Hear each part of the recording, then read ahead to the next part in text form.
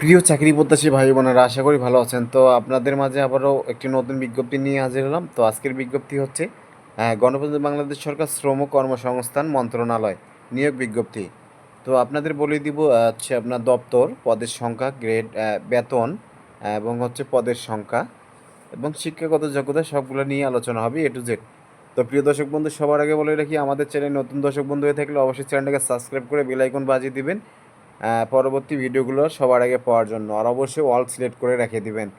আর ভিডিওটি ভালো লাগলে অবশ্যই লাইক করবেন, আর শেয়ার করতে ভুলবেন না। শেয়ার করলে হবে কি, আরেক ভাই বন্ধুর কাজে আসতে পারে ভিডিওটি।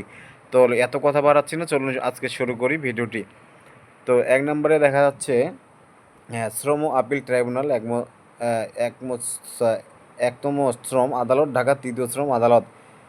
তো পদের নাম, গ্রেড এবং বেতন স্কেল জাতীয় বেতন স্কেল 2015 অনুযায়ী।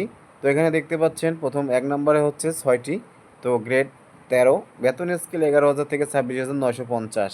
তারপরে ঢাকা একম শ্রম আদালত, চট্টগ্রাম দ্বিতীয় শ্রম আদালত, চট্টগ্রাম শ্রম। তো হিসাব রক্ষক, তো এখানে অনেকগুলো দপ্তর রয়েছে। আদালত বরিশাল শ্রম আদালত, রংপুর শ্রম আদালত, কুমিল্লা শ্রম আদালত, ময়মনসিংহ শ্রম আদালত, নারায়ণগঞ্জ শ্রম আদালত। তো এখানে হচ্ছে পদের নাম এবং বেতন।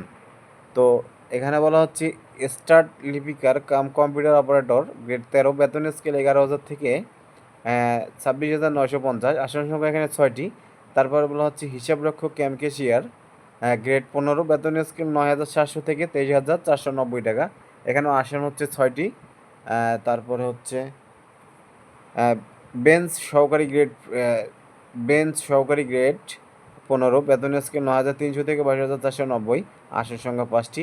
অফিস সহকারী কাম কম্পিউটার মধ্যকরিকও 8টি, গ্রেড 16, বেতন স্কেল 9,300 থেকে 22,490 টাকা। প্রসেস সার্ভার গ্রেড 19, বেতন স্কেল 8,500 থেকে 20,577। পদ সংখ্যা হচ্ছে 4টি।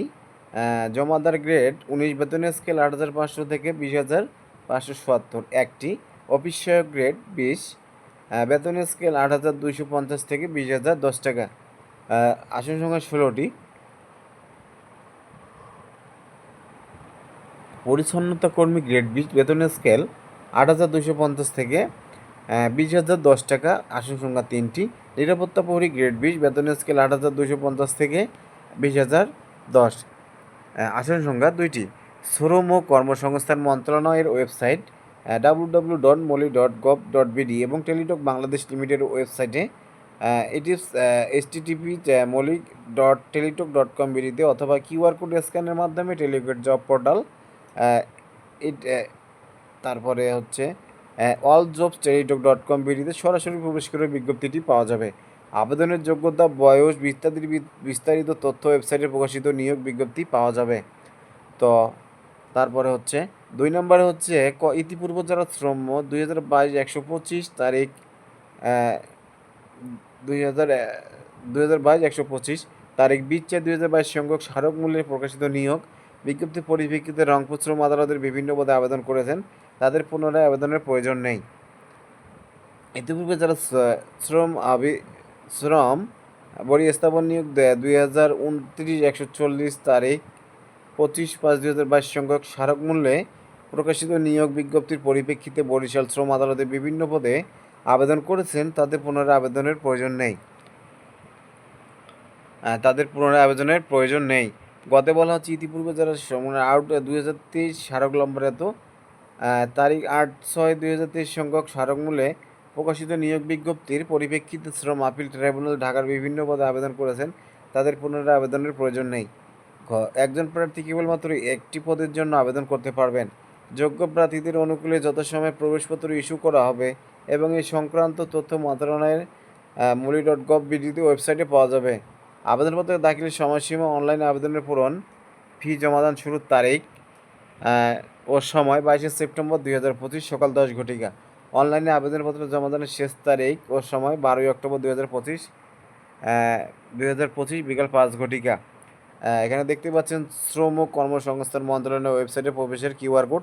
তো প্রথমটা কিউআর কোডটা আপনারা স্ক্যানিং করলে আপনারা অফিসিয়াল ওয়েবসাইটে চলে যাবে। তারপরে দেখা যাচ্ছে শ্রম ও কর্মসংস্থান মন্ত্রণালয়ের টেলিটক পোর্টালের কিউআর কোড, দ্বিতীয়টাতে টেলিটকের কিউআর কোড স্ক্যান করলে চলে যাবে। তো তারিখটি অবশ্য দেখতে পাচ্ছেন, প্রকাশিত হয়েছে 14 সেপ্টেম্বর 2025। তো প্রিয় দর্শক বন্ধু, ভিডিওটি আজকে এই পর্যন্তই ছিল। ভিডিওটি যদি আপনার কোনো কাজে এসে থাকে অবশ্যই চ্যানেলটাকে সাবস্ক্রাইব করে বেল আইকন বাজিয়ে দিবেন, আর অবশ্যই অল সিলেক্ট করে রাখবেন, তাহলে পরবর্তী ভিডিওটি সবার আগে আপনি পাবেন। আর ভিডিওটি যদি ভালো লেগে থাকে অবশ্যই শেয়ার করতে, লাইক করতে ভুলবেন না। তো আজকের মতো এখানে শেষ করছি, দেখা হবে আবারও নতুন কোনো চাকরি খবর নিয়ে। সবাই ভালো থাকবেন, সুস্থ থাকবেন।